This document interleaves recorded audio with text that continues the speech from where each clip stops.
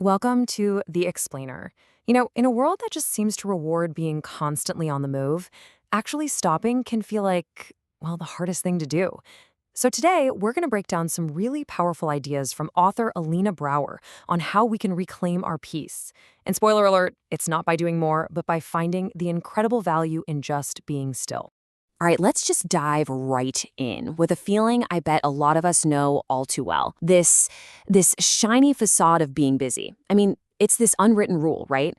If our calendar is totally packed, if we're basically running on fumes 24/7, that must mean we're important.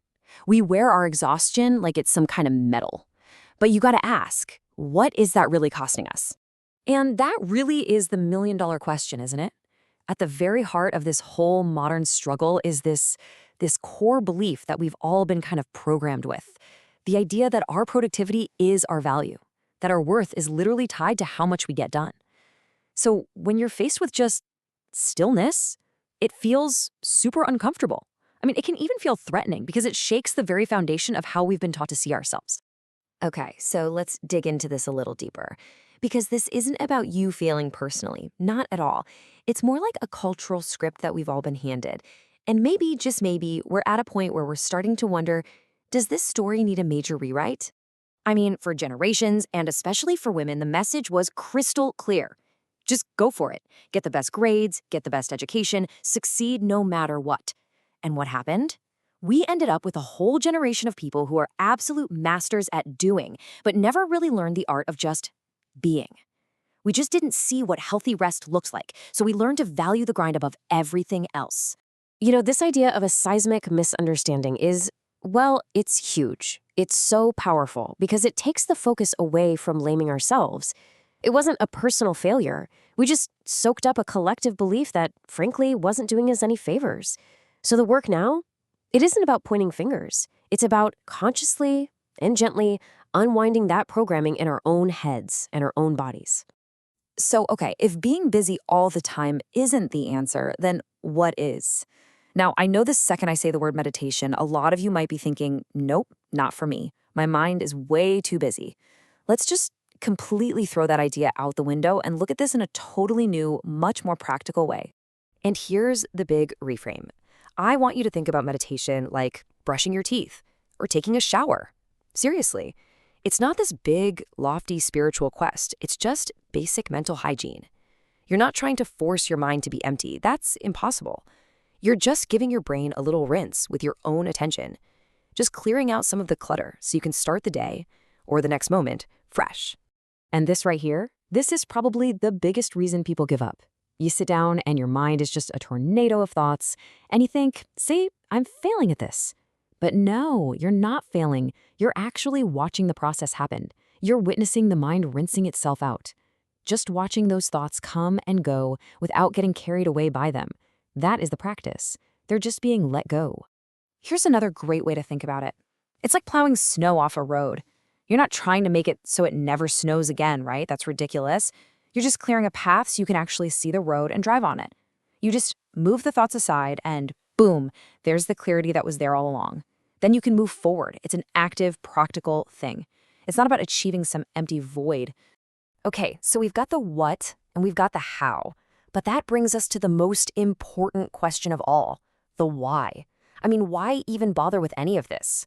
The answer, well, it's surprisingly simple but also really, really profound. This right here, this is the whole ballgame.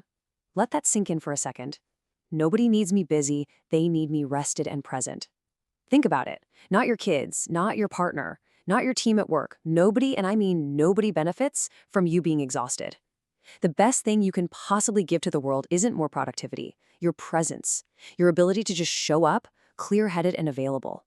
That's where the real magic is. I mean, this question just completely flips the script on how we think about rest, doesn't it? We're taught that it's selfish, it's lazy, it's indulgent. But what if that's totally backward? What if taking time to recharge your own batteries is actually the single most generous thing you can do for the people in your life? That's a huge and honestly a very necessary shift in thinking. All right, so maybe you're thinking, okay, I'm sold. But where on earth do I even start? Well, the good news is it's way, way easier than you think. The barrier to entry is super low. Let's break this down and make it ridiculously simple. First things first, let's just get rid of all the excuses. You don't need a perfectly quiet room. Nope. You don't need any special cushions or fancy equipment. You absolutely, positively do not need an empty mind. We already busted that myth. And maybe the most important thing, you don't have to be good at it. There's no good or bad here. There's just trying. Because really, that's all it comes down to. It's that simple. You can do this sitting in your office chair. You can do it in your car in the driveway before you go inside. It's not about being perfect. It's about giving yourself permission. All you really need is the willingness to give yourself just 2 minutes. That's it, 2 minutes. And look, let's be real. The second you sit down, your brain is going to put on a 3-ring circus. It's just what it does. Your to-do list will pop up. You'll replay that awkward thing you said yesterday. You'll remember you need to buy milk. That is not a sign that you're failing. That is just the human brain doing its thing. The whole practice is just noticing the circus and then gently, without beating yourself up, just coming back to your body, back to your breath. And you do it again and again. So the starting point couldn't be simpler. Let's just walk through it together. First, just sit upright. Give yourself a kind of dignified posture. Then take one good, deep breath to just feel yourself in your body. Feel the chair, feel your feet on the floor. Then just notice the thoughts. See the circus go by without getting on the rides. And then gently bring your attention back to your breath.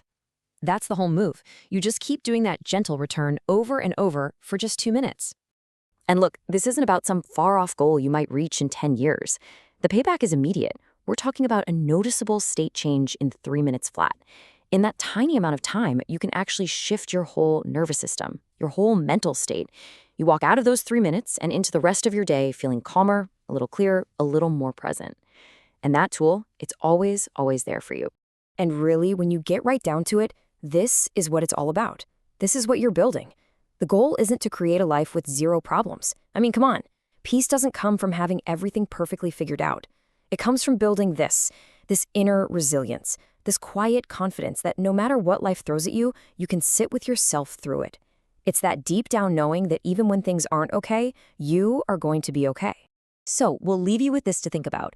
We're always looking for these huge, dramatic fixes for our stress and overwhelm, right? But what if the biggest change doesn't come from some massive life overhaul?